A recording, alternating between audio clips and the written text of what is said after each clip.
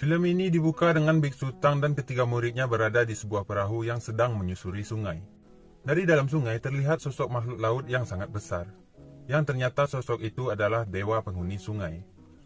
Dewa itu marah karena Biksu Tang melewati sungai yang dijaganya, sehingga dewa itu berusaha menyerang perahu Biksu Tang. Wukong pun langsung turun tangan dan melawan dewa sungai tersebut. Sedangkan murid yang lainnya membantu Biksu Tang dan berusaha menyelamatkan diri. Ketika hendak dimakan oleh dewa sungai, tiba-tiba muncul sebuah lingkaran dimensi yang membuat Biksu Tang dan ketiga muridnya berpindah tempat.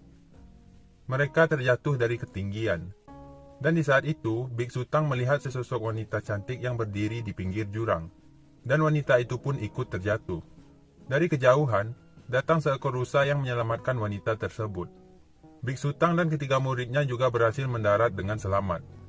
Wanita itu pun menghampiri Biksu Tang dan menanyakan, apakah Biksu Tang seorang pria? Biksu Tang pun heran dan menanyakan, apakah aku tak terlihat seperti pria bagimu? Setelah mendengar jawaban Biksu Tang, wanita itu pun tersenyum dan pergi dari tempat tersebut. Wanita itu pulang menuju istana yang ternyata ia adalah ratu di negeri tersebut. Ia pun menceritakan bahwa ia bertemu dengan seorang pria, namun dia hanya ditertawakan. Setelah itu, mereka pun membuka buku leluhur, membaca tulisan yang mengatakan bahwa pria adalah racun yang sangat berbahaya.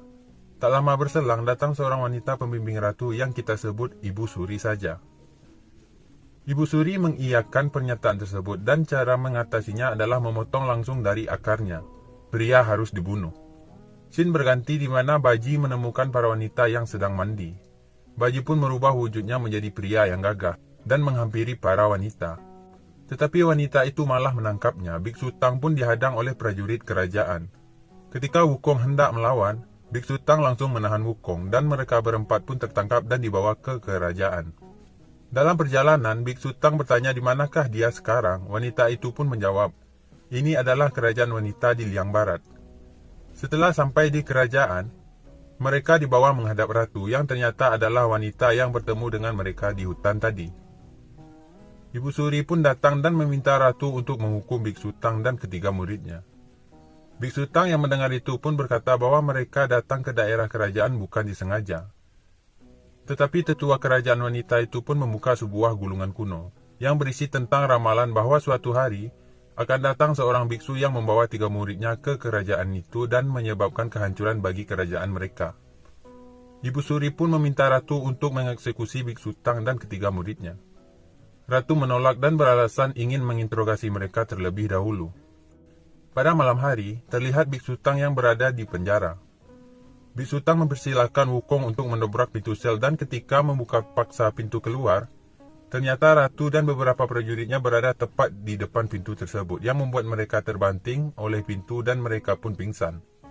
Biksu dan ketiga muridnya pun berusaha melarikan diri dan ternyata mereka terbentur sebuah penghalang tak terlihat dan terhempas kembali ke tanah.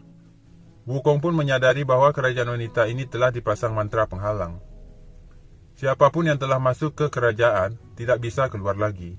Setelah itu, Biksu Tang pun balik ke penjara untuk mengorek informasi. Setelah sampai di pintu masuk, mereka baru menyadari telah membuat ratu dan rombongannya pingsan karena pintu yang didorong paksa tadi. Biksu Tang dan ketiga muridnya kembali ke sel tahanan. Ratu dan rombongannya pun kembali tersadar dan pergi menuju sel Biksu Tang. Biksu Tang dan muridnya pun diinterogasi secara terpisah. Biksu Tang ditanyai oleh ratu apakah benar bahwa pria adalah racun yang akan menyakiti hati wanita dan mencampakkan wanita begitu saja. Biksu Tang menjawab bahwa ia bukan pria yang seperti itu. Dan Biksu Tang meminta ratu untuk melepaskannya. Sang ratu bertanya, apakah Biksu Tang membencinya? Biksu Tang menjawab tidak, ia tidak membenci ratu. Ratu pun tersenyum. Biksu Tang mengatakan tujuan hidupnya adalah melakukan perjalanan dalam mengambil kitab ke barat. Ratu pun mengatakan akan membantu mereka. Tiba-tiba, Ibu Suri datang dan mengabarkan bahwa Biksu Tang dan ketiga muridnya akan dieksekusi di esok hari. Hari eksekusi pun tiba. Biksu dan ketiga muridnya diikat di sebuah tiang di tepi jurang. Seorang prajurit datang dan memeriksa ikatan tali Biksu Tang dan ketiga muridnya, yang ternyata ia adalah ratu yang sedang menyamar. Ratu mengatakan bahwa ia telah mengganti anak panah dan menyuruh mereka berempat untuk pura-pura mati ketika ditembaki anak panah tersebut. Dan menyuruh mereka berempat untuk menemuinya di kaki gunung. Mereka pun dipanah dan pura-pura mati. Tetapi ketika tiba giliran Baji, Ibu Suri memerintahkan prajurit untuk mengganti panahnya dengan panah yang paling besar.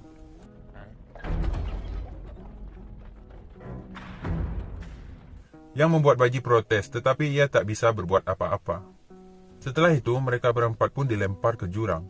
Scene berganti, Biksu Tang terbangun di sebuah tempat yang bernama Sungai Ibu. Di tempat ini, leluhur para wanita dikhianati oleh seseorang pria di hari pernikahannya. Dan pria itu juga berusaha membunuh wanita tersebut. Yang membuat wanita itu memasang sihir pelindung dan mengurung diri di sana. Diketahui juga bahwa wanita itu adalah orang yang menulis buku leluhur yang ada di kerajaan. Tetapi di buku itu ada bagian yang hilang. Mereka berasumsi bahwa bagian yang hilang adalah petunjuk cara keluar dari kerajaan wanita. Wukong yakin bahwa bagian yang hilang tersembunyi di sekitaran Sungai Ibu, dan mereka pun mulai mencarinya. Wukong melihat sesuatu yang mencurigakan dari kepala patung di sana, dan melempar tongkat saktinya ke patung tersebut, yang membuat air keluar dari patung dan tiba-tiba potongan dari buku yang hilang keluar dari patung tersebut. Mereka pun berusaha menangkapnya.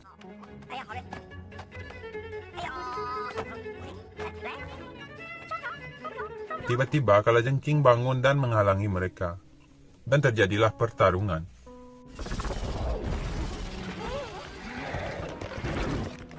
Akhirnya sang ratu berhasil menangkap potongan buku yang hilang, tetapi potongan buku itu melepaskan kalimat yang ada padanya ke air agar hilang.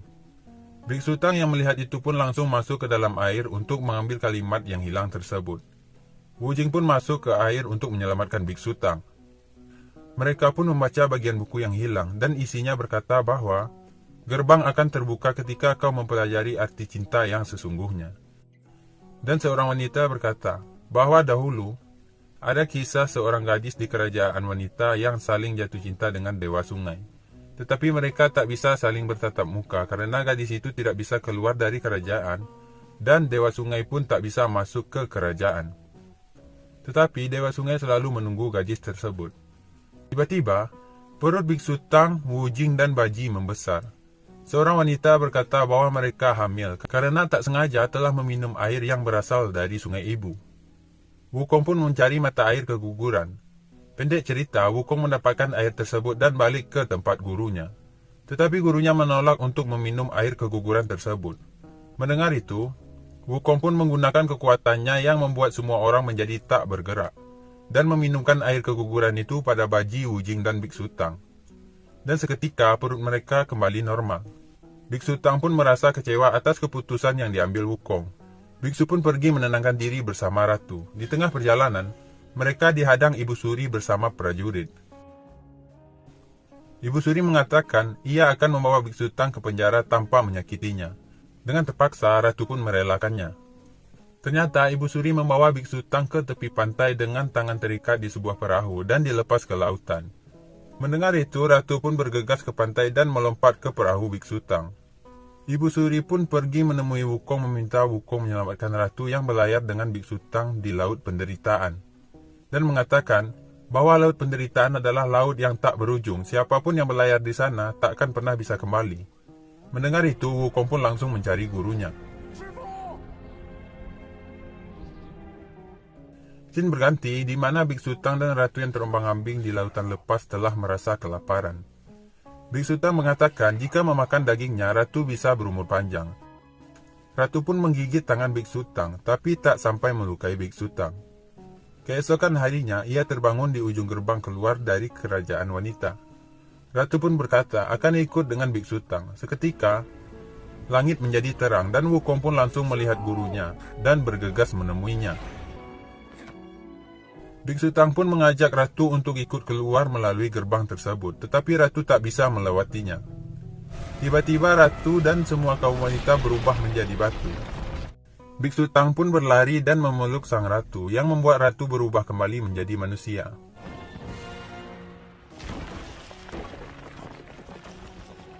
Dikarenakan gerbang yang terbuka, Dewa Sungai pun masuk ke kerajaan melewati gerbang tersebut. Scene berganti di mana Ibu Suri duduk di samping ratu yang sedang dalam keadaan pingsan. Ibu Suri terbayang akan masa lalu di mana ratu terdahulu mempercayakan bayi kecil kepada Ibu Suri, agar dijaga dan dididik dengan baik. Bayi kecil itu adalah sang ratu. Ibu Suri juga teringat akan perpisahannya dengan Dewa Sungai, karena ia ingin menghabiskan umur untuk menjaga sang ratu. Ternyata, kisah cinta Dewa Sungai dan gadis kerajaan wanita adalah kisah Ibu Suri. Dewa Sungai yang telah memasuki ke kerajaan pun bertemu Ibu Suri dan menggenggam tangannya. Tetapi Ibu Suri menolaknya dan menyuruh Dewa Sungai kembali ke tempatnya. Mendengar itu, Dewa Sungai yang marah pun menculik sang ratu. Biksu Tang yang sedang bersama ratu pun ikut dibawa. Wukong berusaha untuk menyelamatkan ratu dan gurunya. Dewa Sungai pun menciptakan tsunami. Wukong pun melawannya dan pertempuran terjadi.